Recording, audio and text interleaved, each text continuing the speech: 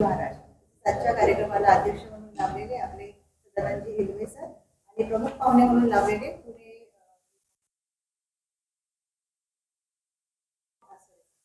उपस्थित सर्व समाज बांधव माझे बंधू आणि भगिनी. आज आज आपण इथे पहिल्यांदा आपले जे जगद्गुरु संत तुकाराम महाराज जे आपले आहे ज्याचा आपल्याला नेहमी गर्व आहे त्यांची जयंती आज आपण पहिल्यांदा इथे साजरी करतो.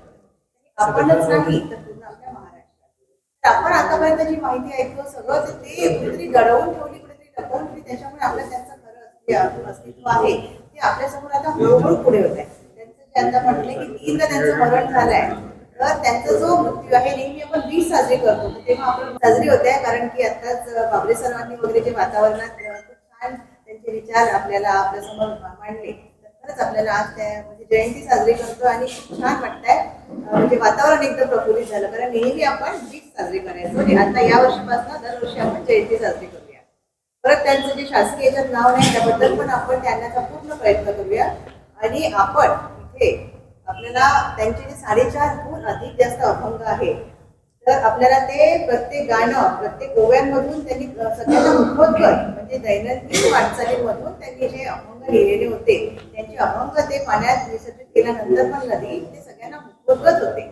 तर ती त्याचं एक मी आता देवाला जाऊन आली आणि मी पाहते की आपल्याकडे एवढं नाही. आपण पुण्यामध्ये वगैरे जेवढं आपण देव मानतो, तर देवाच्या त्या भाकड कथा जे आपल्या मनामध्ये देव काय आहे, तर आपल्याला देवाची आपण उपासना करतो आणि देवांचं सगळं सांगितलेलं आहे. पण त्यांनी तुकाराम महाराजांनी देव हा आपल्या प्रत्येक माणसात आहे आणि ते आपल्या अभंगामधून त्यांनी सांगितलेलं आहे, ते वर्तवलेलं आहे, त्यांनी जाणलं आहे. ते स्वतः एवढे सावकारीत होते, सावकार होते, घरचे श्रीमंत, पण त्यांनी सगळ्यांचे कर्ज जे होते त्या कर्जाच्या वया सगळ्या नदीत टाकून दिल्या, सगळ्यांची कर्जमाफी केली, त्या काळात त्यांनी करून आणलेलं आहे.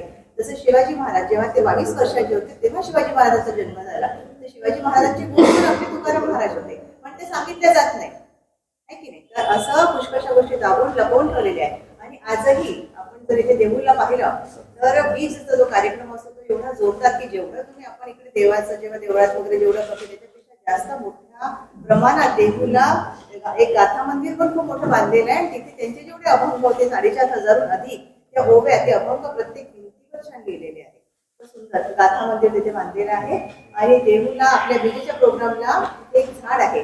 जेव्हा त्यांचं म्हणजे झालेलं होतं ते बीज सगळं कार्यक्रम करतात तेव्हा तिथे असंख्य भाविक आपले तिथे राहतात. आणि आपली जी भारताची जी संतभूमी आहे त्याचं खरोखर दर्शन आपल्याला महाराष्ट्र घडतं. आपल्याला इथे घडवायचं आहे. आपण देवांच्या पूजेच्या मागे लागतो, देवालयात जातो, पण देव जो आहे आपल्या संतांनी आपल्याला दाखवलेला आहे. त्या संतांचा आपण आज आपण इथे संतांची आरती पण केलेली आहे, ही प्रथा आपण सुरू केलेली आहे. तर अशा तुकाराम महाराजांना करते आणि